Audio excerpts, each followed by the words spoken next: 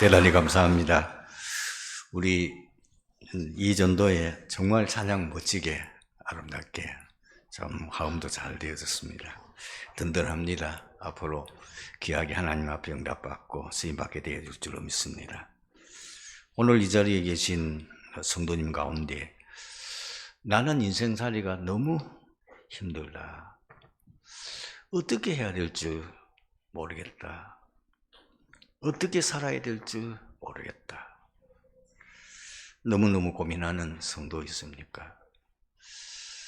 그 근본 원인이 뭘까요? 혹시 여러분 생각할 때에 지금 내가 가지고 있는 문제 때문에 그렇다. 경제 문제, 어떤 분은 건강의 문제, 어떤 분은 가정의 여러 가지 갈등, 또 심지어 어떤 분은 교회 성도 간에 있는 시험되는 일들, 이런저런 일들 때문에 나는 너무 힘들다. 너무 어렵다. 그것이 원인 같지만은 사실은 그것이 근본 원인이 아닙니다. 여러분의 근본 원인은 여러분의 심령이 메말라 있는 겁니다. 하나님의 은혜가 끊겨져 있는 겁니다. 하나님 은혜가 충만하면은 아무리 세상살이가 어려운 문제가 있다 하더라도 거기에 전혀 흔들리지 않습니다. 대표적인 인물이 누굽니까? 요셉입니다. 요셉이 어머니 잃고 가정의 왕따로 참 어려운 가운데서도 하나님 은혜에 충만했어요. 늘 하나님과 함께하는 비밀을 누리고 있었어요. 얼마만큼 은혜를 깊이 누리고 있었냐면 17살에 세계복음화의 꿈을 하나님이 2번이나 보여주셨잖아요. 노예로 팔려갔을 때도 전혀 문제되지 않았습니다. 하나님 은혜가 충만하니까 여호와께서 나와 함께 하심, 요셉과 함께 하시니 감옥살이에도 어디도 마찬가지입니다. 크로스비는 소경으로 평생 살았지만은 가장 은혜 충만한 인생을 살고 많은 사람들에게 은혜를 끼쳤잖아요. 그분이 쓴 그 찬송시가 지금도 우리가 은혜롭게 부르고 있지 않습니까? 많은 사람 생각할 때에 나는 지금 현실 문제 때문에 너무 어려워. 나는 경제 문제 때문에 너무 어려워. 맞는 것 같지만은 아닙니다. 인생에게는 늘 문제 있습니다. 문제 없는 사람 있을까요? 무덤에 가면 없지요. 천국 가면 없지만 이 땅에 사는 동안에는 문제는 늘 있습니다. 문제는 늘 다가옵니다. 한 문제 해결하면 또 한 문제 오고, 우리는 산을 넘으면 또 산을 넘어야 돼요. 그것이 주님 앞에 간 날까지 반복되는 인생입니다. 만약 그런 문제로 늘 고민하고 갈등한다면 어떻게 되겠습니까? 평생에 하나님 은혜 제대로 누려보지 못하고 이 땅에서 참 행복과 기쁨을 누리지 못하고 주의 일은 전혀 생각도 못하고 전도는 꿈도 못 꾸고 그래 늘 불평과 원망 속에 살다가 겨우 구원받는다면 얼마나 참 안타깝습니까? 어떻게 하면 이런 일 문제를 해결할 수 있겠냐는 거죠. 어떻게 하면 우리가 성령 충만하고 은혜 충만하냐 말이에요. 늘 은혜 받으면 하나님의 응답 받으면 됩니다. 바울이 복음 전하다가 얼마나 많은 어려움을 겪습니까? 그러나 바울이 그 어려움을 넉넉히 이길 수 있던 것은 순간순간마다 하나님이 그에게 은혜를 주셨단 말이에요. 법정에서 그것도 구속이 돼가지고 아무 범죄한 행위가 없고 다만 예수 믿고 복음 전한다는 이유 때문에 법정에 서게 되잖아요. 그때의 법정에서 자기가 복음 또 전하고 그날 밤에 하나님이 거기에 나타나셨잖아요. 바울아 두려워 말라. 네가 로마에서도 증거해야 되자. 10날 동안이나 완전히 흑암으로 더럽힌 그 큰 풍랑 속에 그 배에 타고 있는 275명이 절망 가운데 빠져 있었잖아요. 그런 가운데도 바울은 흔들리지 않고 은혜 충만할 수 있는 건 뭐냐? 밤에 기도하는데, 그것도 배 밑창에 내려가서 기도하는데, 거기도 또 주의 사자가 나타났잖아요. 바울아 들어 말라. 이가 가이사 앞에 서야 하리라. 담대하라. 여러분, 이 은혜 아니면 세상 못 이깁니다. 여러분들 지금 절대로 착각하지 마세요. 예수 믿으면 문제 없어집니까? 아닙니다. 문제는 늘 있습니다. 그 문제 속에서 행복을, 그 문제 속에서 참 평안을, 그 문제 속에서 참 행복과 기쁨을 누릴 수 있는 하나님 은혜에 충만한 그 비밀을 찾아야 하는 겁니다. 왜 그렇습니까? 하나님이 참 은혜 받으라고. 하나님 우리에게 절호의 기회를 주신 겁니다. 이제 제대로 응답받고 살아라고. 여러분들 가장 첫 번째 생각이 뭐냐면 기준 바꾸셔야 됩니다. 거의 지금 성도들이 신앙생활을 하고 있지만은 하나님이 원하는 기준이 아니에요. 여러분 말하는 그 기준 들어보면 전부 다 세상 기준이잖아요. 창세기 3장, 창세기 6장, 창세기 11장이잖아요. 성공해야지. 육신적으로 잘 돼야지. 나중심 내가 잘 돼야지. 뭐 남민 족도지 말더니 내가 잘 돼야지. 그게 세상 기준이에요. 그게 사단이 준 거잖아요. 하나님의 기준은 뭐예요? 말씀이에요. 우리의 기준은 하나님의 말씀입니다. 말씀이 뭐라고 말하냐 거죠. 말씀은 성경에서 뭐라고 우리에게 말씀하고 있냐는 거죠. 언제나 여러분들이 삶의 기준이 말씀이어야 됩니다. 그래서 강단이 중요하고 강단에서 은혜 받는 시간이 너무너무 귀하다는 그 말이에요. 말씀에 인도를 받아 나가면은 늘 하나님이 어떤 어려운 환경 속에서도 힘을 주십니다. 은혜를 주십니다. 늘 함께 하시며 그 말씀을 성취하십니다. 내게 문제 있든지 말든지 내가 아프든지 말든지 상관없습니다. 말씀은 성취됩니다. 그 말씀이 성취될 때에 행복하잖아요. 야, 하나님이 오늘 또 내게 말씀 주셨는데 이 말씀이 그대로 성취되네? 그대로 내게 이루어지네? 이 행복이 있으면 세상의 어떤 어려움도 극복할 수 있습니다. 어떤 넘어설 수 있습니다. 늘 승리할 수 있는 겁니다. 제가 다시 말합니다. 문제 없기를 바랍니까? 빨리 천국 가도록 기도하십시오. 그게 답입니다. 무덤에 가면 문제는 없어요. 이 땅에 사는 동안에 문제 없을 수 없습니다. 두 번째로 여러분 기억해야 될 뭐냐면은 삶의 방법도 바꿔야 됩니다. 거의가 여러분들이 세상 사는 거 보면 예수를 믿는데도 방법이 불신자 방법이잖아요. 오만 인본주의 다 쓰고 온갖 수란 방법, 노력, 몸부림, 열심히 해야 된다. 최선을 다해야 된다. 경쟁에서 승리해야 된다. 세상 방법은 뭡니까? 세상 사람들이 자기 힘으로 안 되니까 내 피림 힘이 빌리잖아요. 그래서 무속인 찾아가고 점쟁이 찾아가고 그리고 뭐요? 우상 숭배하고 우상 종교 가지는 거잖아요. 우상 종교 가진데 잘 됩니다. 귀신이 도와주니까 잘 돼요. 요 앞에 이제 목욕탕이 뭐가 또 하나 이상한 게 들어온다는데 제가 이렇게 다녀보면 SGI 저 옛날 대형학원 옆에다 큰 건물 지어놨더라고요. 그게 뭐 얼마 전에는 건물 못 들어오도록 그 주위에서 뭐 데모한다고 난리인데 됩니까? 오장하게 건물 지어놨는데 이상하게 잘 돼요. 그게 누구 힘입니까? 네피림의 힘입니다. 맨날 남녀 호랭개교 그거 뭐 외우는데 그거 주문 외우는데 역사 일어나요. 그것이 창세기 6장 아닙니까? 창세기 6장에 놀라운 뭐요? 기적이 일어나잖아요. 그게 복이 아니잖아요. 나중에 어떻게 되겠어요? 영원히 멸망받게 되는 거죠. 그거 되니까 그게 참는 줄 알고 하다가 영원히 구원받을 기회를 놓쳐버리게 되잖아요. 우리는 뭐지? 오직 기도입니다. 오직 복음입니다. 우리는 하나님 주신 복음과 기도로 우리가 받아야 될 축복은 이 땅의 축복이 아니라 보좌의 축복입니다. 보좌의 능력입니다.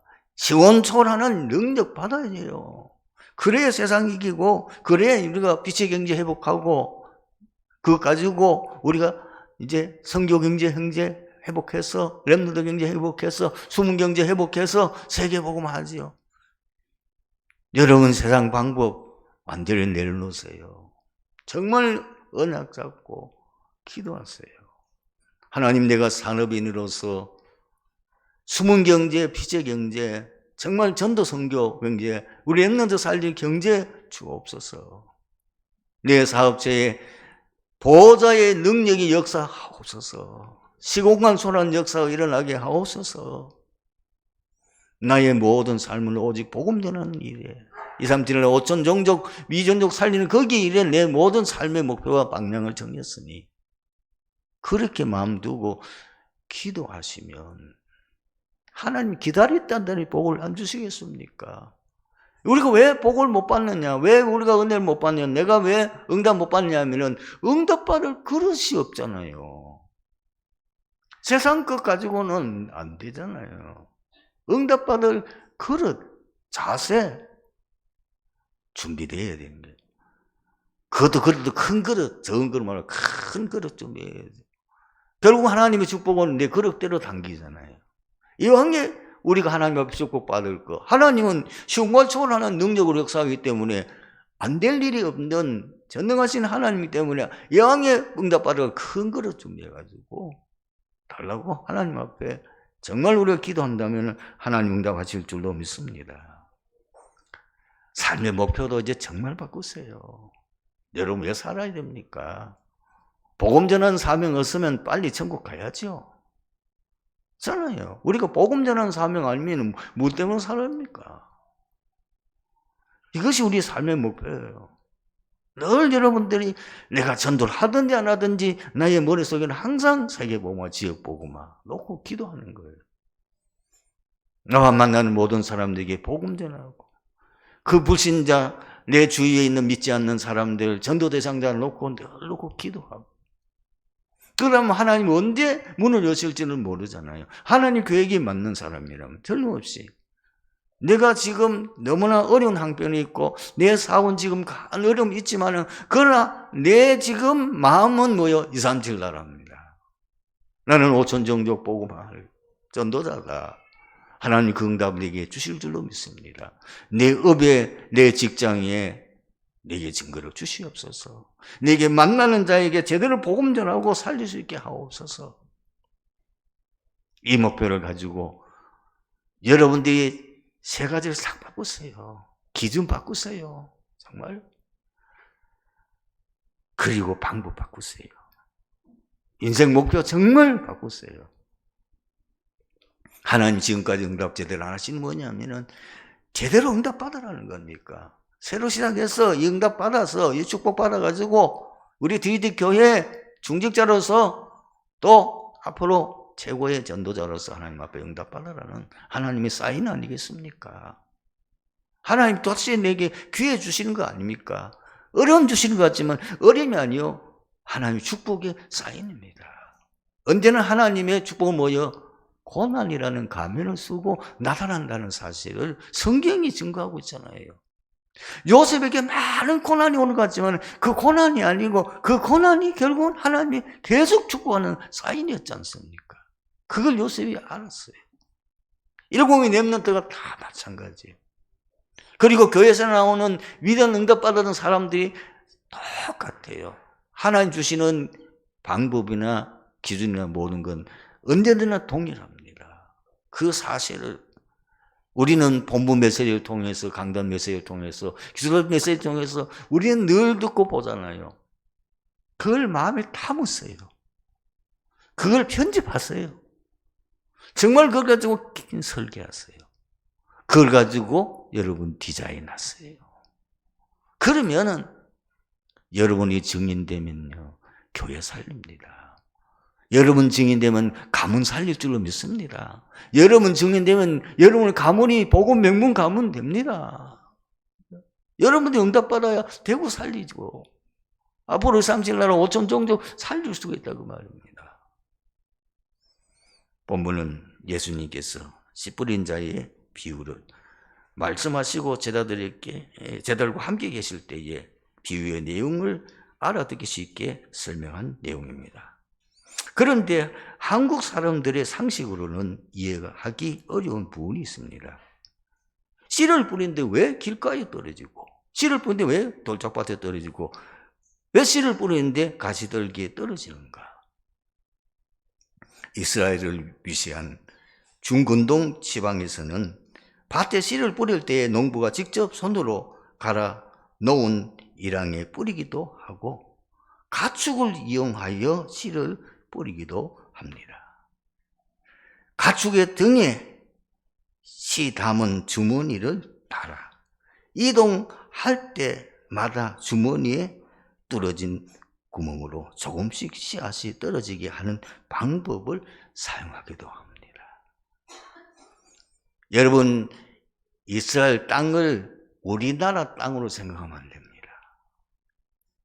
이스라엘 물론 안 가보신 분들이 많이 있기 때문에 이해가 잘 안 될 겁니다.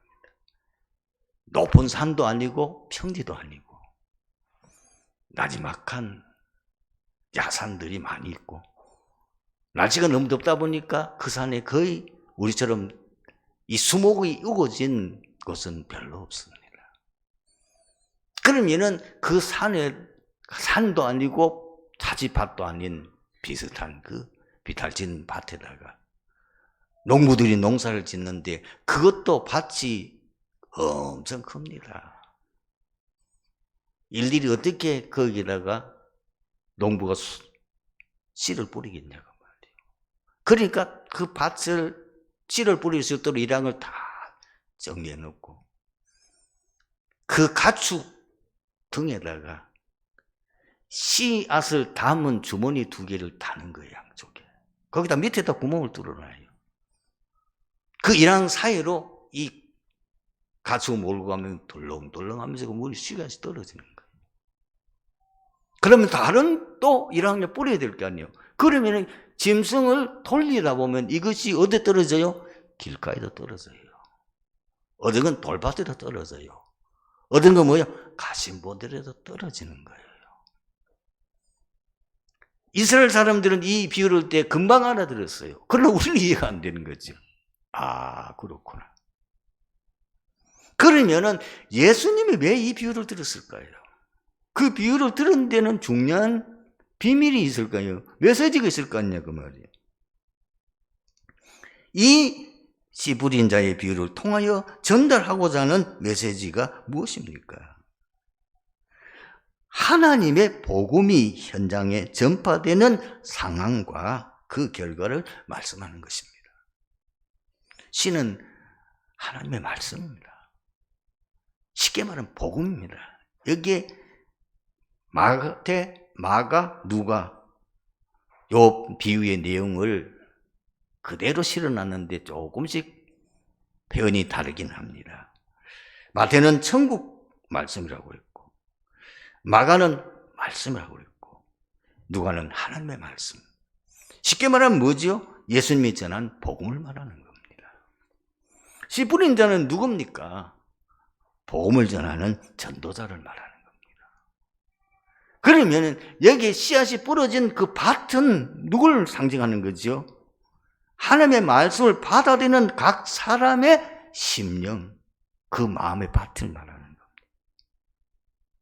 그러면은 씨를 뿌리는데 결정적인 영향은 뭘 주느냐? 씨가 아닙니다. 씨는 하나님의 말씀인데 복음은 절대적인 겁니다. 그렇다고 하면은 결국은 그 말씀을 받아들이는 심령 상태에 의해서 결정이 되는 거라고. 그래서 두 번째 대지에 있으면 왜 씨를 뿌리는데 열매가 맺히지 않죠? 거기에 세 사람의 마음 상태를 말하는 거예요. 길가밭은 무엇입니까? 말씀을 전했는데 말씀을 받을 수 있는 마음의 준비가 안 되거나 전혀 말씀에 무관심한 상태에 이런 사람을 현장에서 복음 전하다 보면 만나잖아요. 나는 굉장히 정말 뜨거운 가슴을 가지고 복음 전하는데 상대방은 전혀 관심이 없어요. 전혀 마음의 말씀을 받아들일 수 없는 상태예요. 그러니까 그거를 알고 누굽니까? 마태복음은 악한 자라고 그랬고 누가복음에는 사탄이라고, 마귀 이렇게 표현돼요. 밝혔어요.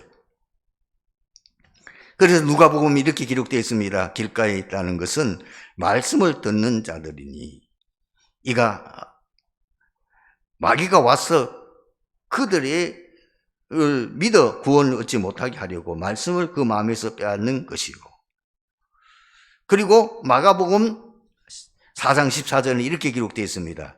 말씀이 길가에 뿌려졌다는 것은 이들을 가리킴이니 곧 말씀을 들었을 때 사단이 즉시 와서 그들에게서 뿌려진 말씀을 빼앗아가는 것이요.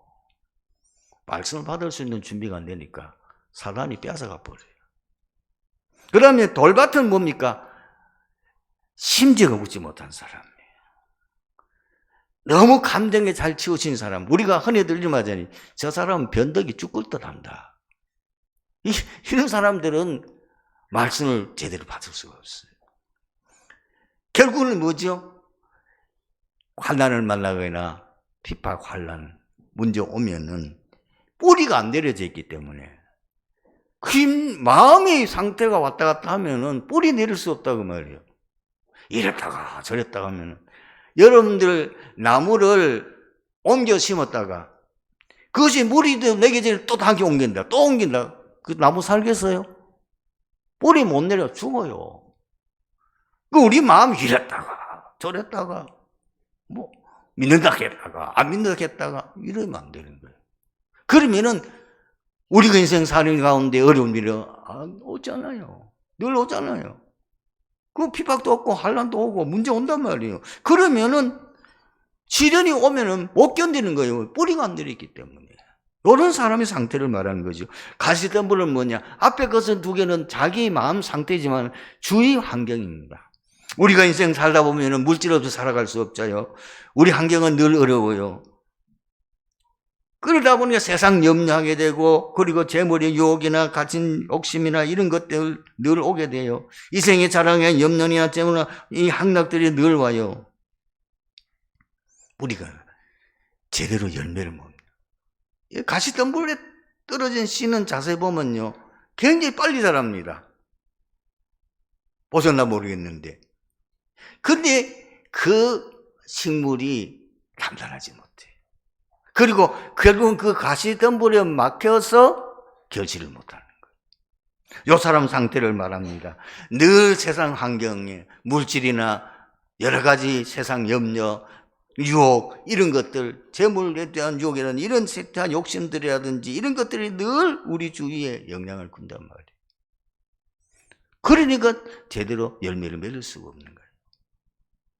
그런가 하면은 좋은 밭에 떨어진 씨는 많은 열매를 맺는데 그 비밀이 뭐냐는 거예요. 말씀을 받는데 어떻게 받았냐는 거죠. 그 말씀 받은 자의 상태가 어떻게 말씀을 받느냐는 게 굉장히 말씀을 듣고 깨달은 자입니다. 여러분 말씀을 듣고 마태복음 이게 13장 23절에 나오는 건데 말씀을 듣고 깨달아야 돼요. 이 하나님이야. 이 깨달은 하나님이 지혜를 주고 하나님이 성령을 감동을 주셔야만 되는 거죠. 그리고 그 말씀을 누가복음에는 이렇게 또 해석해 놨습니다. 8장 15절에 말씀을 지켜 인내로 결지하는 자이다. 그렇습니다. 여러분 인생살이에는 많은 어려움이 있어요. 문제가 와요. 내가 말씀 따라 순종하려고 하면 많은 유혹들이 있어요. 그건 어떻게 합니까? 그것을 인내할 수 있어야 돼요. 하나님이 우리에게 어려움 주시는 이유를 잘 아셔야 돼요. 어려움 주시는 이유는 사실 우리를 힘들게 하려고 한 게 아니고 우리 믿음을 단단하게, 우리를 확고하게 뿌리 내리고, 그리고 이것이 이 나무가 앞으로 바람이 불고 폭풍우가 쳐도 이 나무가 흔들리지 않도록 하기 위해서는 밑에 뿌리가 단단히 내야 되고 이 줄기가 단단해야 돼요. 안 그러면은 넘어진다니까. 부러져. 성도 여러분, 우리에게 왜 어려움 주십니까? 어려움이 아니에요. 우리를 세우려는 겁니다. 우리를 강하게 세우는, 우리 뿌리를 깊이 내려. 더 땅속 깊이 내려야, 가뭄이 와도 괜찮잖아요. 깊이 다 건드려야 깊이 뿌리 내려서 제대로 열매를 많이 맺도록 하는 거예요. 제가 전번에도 비유를 들었습니다만, 여름에 장마가 쳤어. 홍수가 나지요. 필요합니다. 왜 그러죠? 그 육지에 온갖 쓰레기들 다 이걸 청소하는 거잖아요. 가끔 우리에게 필요해요. 우리 마음속에 뭔가 세상에 어덕덕한 것들 붙었어요. 이것이 내가 어려움 당할 때 하나님 앞에 집중 기도하면서 뭐죠? 그거 회개하고 그거 정리하고 그런 시간이 필요해요. 그렇지 않으면은 나중에 완전히 우리도 모르게 뭐죠? 사단의 밥 돼요. 바다도 가끔 폭풍과 쳐서 한 번씩 뒤집어 줘야 돼요. 육지에서 많은 그 항토물과 부유물이 바다 속에 들어가야 그것이 바다 생물의 양식이 되는 겁니다. 바다 생물의 가장 기본적인 뭐죠? 플랑크톤이 살아야 돼요. 그것이 어디서 나오면 육지에서 나오는 거 먹고 살아요. 물론 깊은 바다에는 큰 고기도 있지만은 주로 우리 한국 같은 주변에는 주변에 오히려 바닷가 옆에 고기들이 많이 살고 그 고기가 맛이 있어요. 이유가 뭐죠? 많은 영양가를. 근데 한 번씩 이 바다들 휙 뒤집어줘야 저 깊은 바다 있는 것 안에 들어오고 이 바닷물이 또 육지에 있는 거 저 깊은 바다 들어가야 이 순환이 돼야 제대로 물고기 살고 모든 것이 되어지는 거예요. 여러분, 인류의 문명에 가장 번화한 문명을 이룬 지역이 온대 지역입니다. 늘 더운 나라는 늘 더우니까 별로 각성하거나 뭔가 갱신이 없어요. 추운 나라는 또 너무 추우니까 또 안 돼. 사계절이 뚜렷한 나라 그 지역에서 가장 문명이 발전되었어요. 좀 덥다 하면 또 가을이 오는 거 갱신하면 안 되죠. 추우면 안 하면 안 돼. 또 봄아 계속. 이것이 우리를 갱신하게 하고 우리를 굉장히 성장하게 하고 도우는 거예요. 우리의 인생에도 마찬가지요. 여러분에게 오는 어려움을 보지 마시고 문제를 보지 마시고 거기에 하나님의 중요한 응답과 계획이 있음을 발견하셔야 된다고 말합니다. 인내로서 여러분 제대로 열매 맺으려면 뿌리 깊이 내려야 되고 이 식물이 든든하게 자랄 수 있도록 흔들어줘야 되는 거예요. 그런데 왜 씨는 똑같은데 열매 결과가 다릅니까? 어떤 거는 100배, 어떤 건 30배, 어떤 거는 60배입니까? 그 개인의 기질과 능력의 차이인 겁니다. 그건 아무 상관없습니다. 5달란트 받은 자나 2달란트 받은 자나 나중에 열매의 결과는 다르지만 하나님의 축복은 똑같아요. 상급은 똑같아요. 작은 일에 충성하는 거예요. 내가 많은 것을 내게 그렇게 성경은 말씀하고 있습니다. 오늘 말씀의 결론입니다. 이 본문은 현장 전도에 대한 내용이에요. 그래서 전도 사이에서 항상 기억해야 될 것이 무엇입니까? 복음 받은 자의 마음 상태 우리가 분별하고 대비해야 돼요. 여러분 현장에서 복음 전하는 전도자, 현장에 양육하는 분들 기억해요. 너무 마음이 지금 전혀 무관심하다. 그리고 전혀 마음 받을 상태가 안 됐다. 기다리면 됩니다. 계속 기도하면 언제 시간표가 올지를 몰라요. 기다려야 되죠. 지금 이 말하는 돌짝밭 같은 경우에 마음 상태가 너무 이 감정에 치우치는 이 사람 치유가 필요하죠. 이 사람에게는 계속 복음으로 치유해야 돼요. 그 마음의 상태가 치유되도록. 역시 이 가시덤불에 떨어진 걸 뭐요? 너무 세상 것, 그거 가지치기 해야 돼요, 세상 것. 그거 끊어야 돼요. 그는 그렇도록 계속 그렇게 하도록 도와주고, 이분들 제대로 복음으로 치유하면 되는 거죠.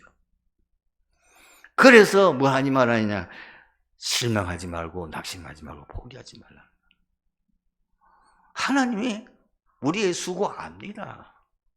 우리의 행편 다 아셔요. 그러니까 너무 그 문제, 너무 우리가 나타나는 결과에 너무 연연하지 말라 그 말입니다. 그리고 하나님 예비한 자는 따로 있습니다. 반드시 뭐죠? 영생 주시자는 따로 있죠. 영생 주신 자는 다 믿더라. 바울이 이 에베소 지역에서 3개월 동안 집중해서 하나님 나라 복음을 전했다고 말. 해당해서 그랬더니 거기에 모이던 사람들이 딱 갈라지는 거예요. 복음을 반대하는 사람, 그리고 그 복음에 순종하는 사람. 그리고 난 뒤에 뭐합니까? 그 복음에 순종한 사람은 따로 모아가지고, 그죠? 2년 동안 집중해서 훈련해가지고 현장에 파송했는데, 그 소아시아 전 지역이 복음화되는 역사가 일어났습니다. 사랑하는 성도 여러분, 오늘 말씀이 우리의 평생의 답이 되고, 또 우리가 현장 사역하는 일에 가장 중요한 메시지가 되기를 주님의 이름으로 축원합니다. 기도하겠습니다. 하나님 감사합니다. 오늘 말씀 속에서 진정한 하나님의 계획과 뜻을 우리가 발견하고 응답과 그 축복의 대열에 서게 하여 주시옵소서. 주 예수 그리스도의 이름으로 기도드리옵나이다. 아멘.